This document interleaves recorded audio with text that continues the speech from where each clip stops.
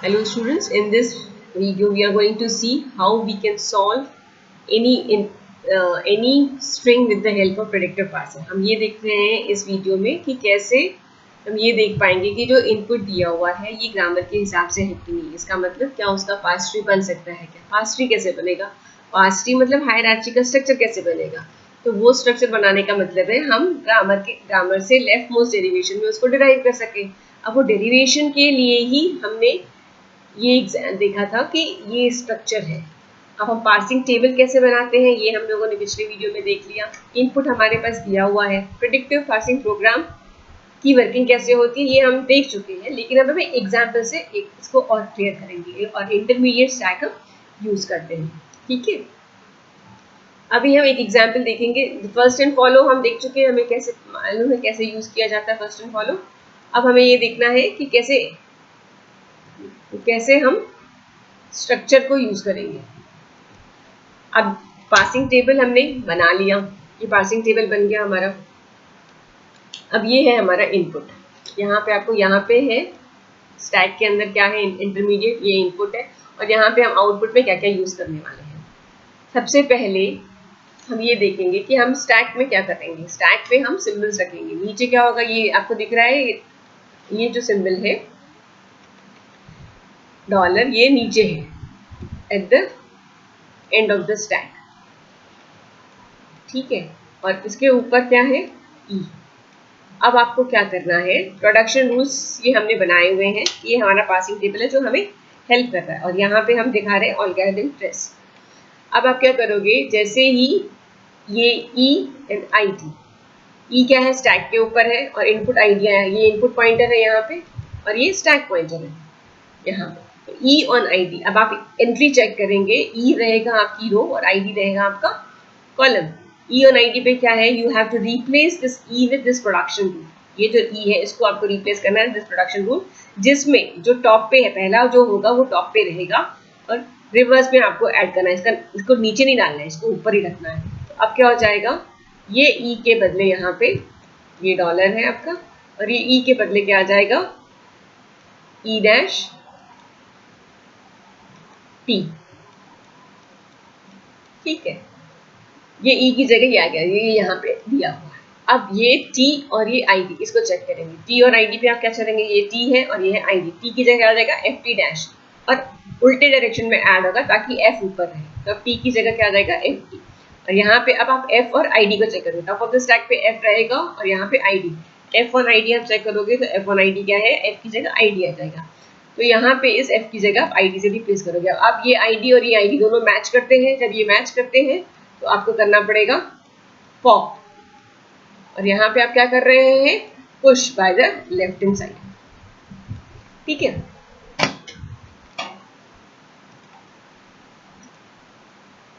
अब फिर आप देखेंगे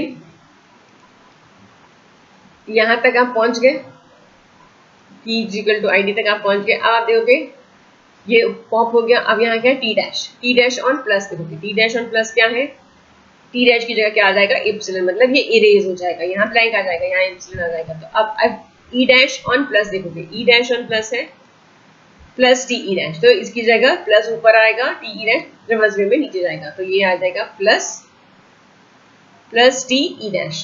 प्लस और प्लस दोनों इक्वल है तो यहाँ पे क्या हो जाएगा पॉप.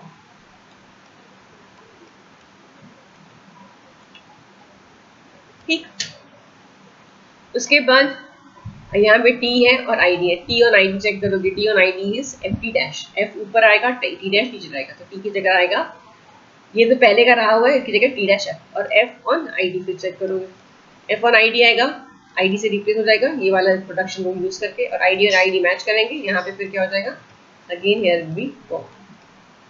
बाकी जब पॉप नहीं हो रहा तो पुश होते जा रहे हैं. टी डैश ऑन स्टार देखोगे, T dash on star is T dash on star is star F T dash. तो यहाँ इस टी डैश की जगह उल्टे डायरेक्शन में टी डैश एफ और स्टार आएगा, और ये स्टार और ये स्टार मैच करेगा. तो यहाँ पे फिर क्या हो जाएगा again it will be pop. अब एफ और आई डी, एफ की जगह आई डी आ जाएगा और आई डी मैच करेंगे, फिर ये हो जाएगा pop. T dash on dollar, T dash on dollar क्या है, इसकी जगह रिप्लेस हो गया, ये इरेज हो जाएगा. फिर ई dash on dollar, E dash on dollar is again ये भी दिखेगा। तो आखिरी में क्या बचा, डॉलर डॉलर साइन, इनपुट खत्म, स्टैक में भी डॉलर है, यहाँ पे भी डॉलर है, मतलब ये एक्सेप्ट हो जाएगा। सो इन दिस वे जब दोनों जगह डॉलर डॉलर रहा तो ये एक्सेप्ट हो जाएगा। ये देखिए ये जो हमने प्रोसीजर देखा था इसका ये था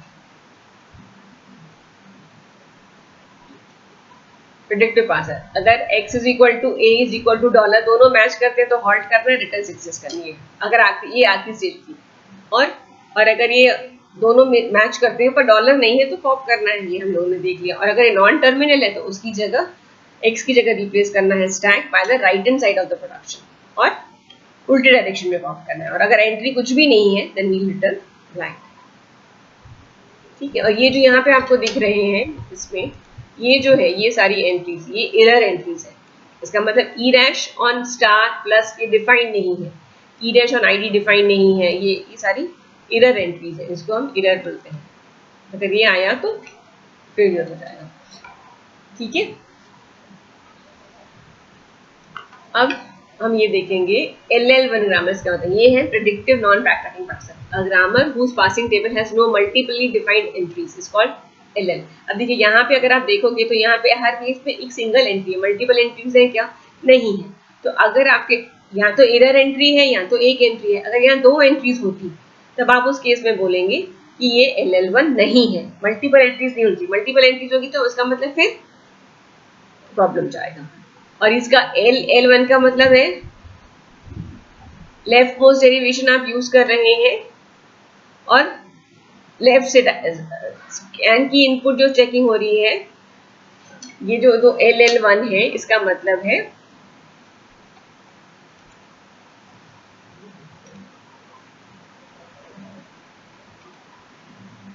पहले L का मतलब है left to right scanning of input. आपने भी स्कैनिंग ऑफ इनपुट कैसे किया, लेफ्ट से किया। तो पहला L का मतलब है ये, पहले L का मतलब है ये, और दूसरे L का मतलब है लेफ्ट मोस्ट डेरिवेशन। हम यहाँ पे क्या यूज कर रहे हैं, left most derivation.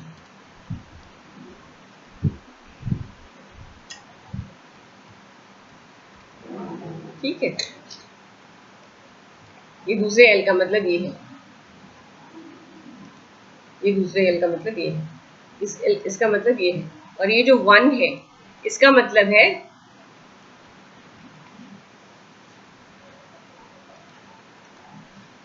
We are predicting the symbols. Prediction of symbol जो है वो 1 सिंबल है। कैसे 1, क्योंकि हमने अभी फर्स्ट एंड फॉलो देखा, हम उसमें क्या कर रहे थे, एक मोमेंट पे देख रहे थे ना प्रेडिक्शन, तो इसीलिए इसको बोलते हैं we are predicting by 1 symbol. Prediction of 1 symbol, ये L is left to right scanning of the input, ये जो सिंबल है लेफ्ट टू राइट स्कैनिंग कर रहे हैं और लेफ्ट मोस्ट डेरिवेशन यूज कर रहे हैं। और एम्बिगियस और लेफ्ट रिकर्सिव ग्रामर LL1 नहीं हो सकते। LL1 ग्रामर करने के लिए they should be ambiguity should be removed and they should be free from left recursive. क्योंकि यहाँ पे हम देखिए स्टैक यूज करते हैं, स्टैक में अगर ये भी यूज करना है वो भी यूज करना है तो आप कौन सा यूज करोगे। तो इसीलिए एम्बिग्यूटी रिमूव होनी चाहिए और लेफ्ट रिकर्शन भी नहीं होना चाहिए, तभी वो ग्रामर्स क्या हो जाएंगे, LL1 ग्रामर्स वो हो सकते हैं, अदरवाइज वो नहीं होंगे। Grammar is G said to be LL1। अगर ये डेफिनेशन भी दी हुई है, आप बिना पासिंग टेबल बनाए भी इसको जज कर सकते हो। क्योंकि अगर आपके पास एक प्रोडक्शन है A derives to alpha, A derives to beta, मतलब A के दो प्रोडक्शंस है, डिस्टिंक्ट प्रोडक्शंस है। और अगर दोनों जो for no non terminal A और D both have derive same alpha and beta derive strings beginning with A, मतलब अगर अल्फा और बीटा के फर्स्ट कॉमन नहीं होने चाहिए और दोनों में से अगर बीटा अल्फा और बीटा में से दोनों एप्सिलॉन को मूव नहीं होने चाहिए, ये इसका मतलब है ये जो दोनों हैं